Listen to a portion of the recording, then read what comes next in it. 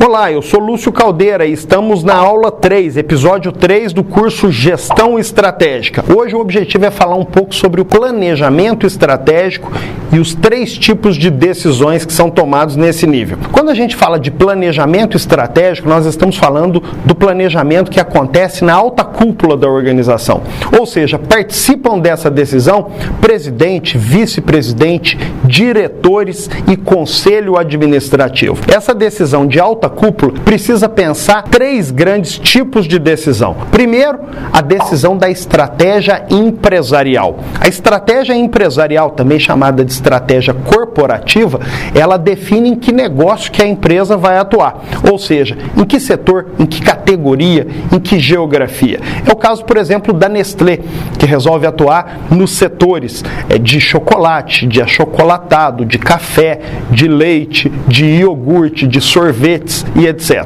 E dentro desses setores ela resolve atuar em várias categorias. Por exemplo, em café ela resolve atuar na categoria de expresso e de solúvel, mas resolve não atuar na categoria de torrado e moído. É uma decisão estratégica empresarial da Nestlé. A geografia é a geografia de atuação. No caso da Nestlé, ela pensa em termos de países, já que é uma empresa multinacional. Definida a estratégia empresarial, também chamada de corporativa ou organizacional, que é a primeira grande decisão do planejamento estratégico, a empresa vai pensar a estratégia de posicionamento. A estratégia de posicionamento diz respeito ao que a empresa precisa fazer lá naquele setor, lá naquela categoria, daquela geografia, para enfrentar os concorrentes na luta pelos consumidores. Portanto, a estratégia de posicionamento ela é coordenada pelo departamento de marketing. Terá como objetivo criar uma vantagem competitiva para que as marcas da empresa possam conseguir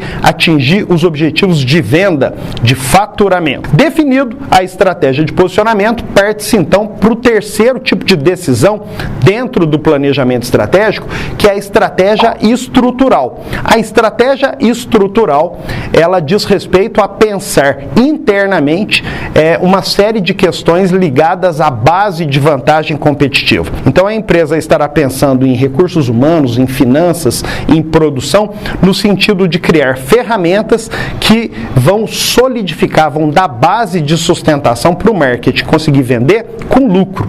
Então processos internos na estratégia de retaguarda estrutural tem como objetivo pensar uma série de questões internas da empresa para garantir lucro, rentabilidade. A estratégia de posicionamento e a estratégia estrutural juntas fazem parte do que a gente chama de estratégia competitiva. Portanto, a gente pode dizer que dentro do planejamento estratégico, a empresa precisa definir, primeiro, em que mercados, em que negócios atuar, que é a estratégia empresarial, e depois a estratégia competitiva, que é como competir nesses negócios. Definido o negócio, o setor, a categoria, a geografia, eu preciso pensar a melhor forma de competir nesses negócios. E essa estratégia competitiva vai ser desmembrada, dividida em 2 partes, o posicionamento e o estrutural. O posicionamento, que é o que eu faço para vender, e o estrutural, o que eu faço para sustentar essa venda e gerar lucro. Essas 2 partes são distintas, mas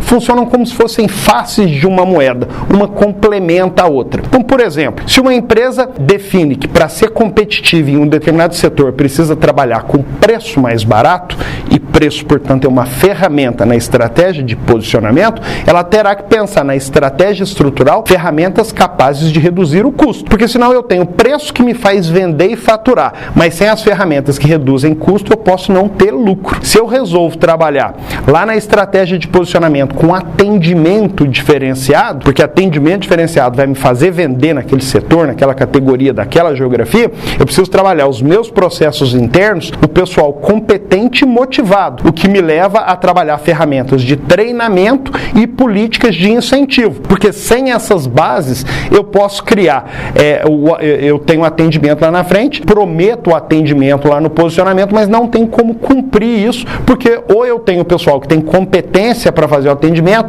mas não está motivado para isso. Então, sem competência e motivação não tem atendimento. Então, eu sempre tenho que pensar essas 2 questões. Se lá no posicionamento eu prometo entregar, porque entregar ou entregar entregar mais rápido me ajuda a vender, lá na estratégia estrutural eu vou ter que pensar uma logística capaz de fazer essa entrega ser possível. Então é sempre pensar essas duas questões. Se a Casas Bahia, por exemplo, financia a venda do consumidor e, portanto, a condição de pagamento é um dos fatores que ajuda ela a vender, ela precisa pensar em termos estruturais algumas questões para dar base para isso, seja fazendo parceria com fornecedores, comprando numa condição melhor para financiar a venda que ela faz para o consumidor, ou captando recursos mais baratos para financiar essa venda e assim por diante. Ou seja, eu vou sempre pensar posicionamento e estrutural como duas questões complementares dentro da estratégia competitiva que existe para competir dentro da estratégia empresarial,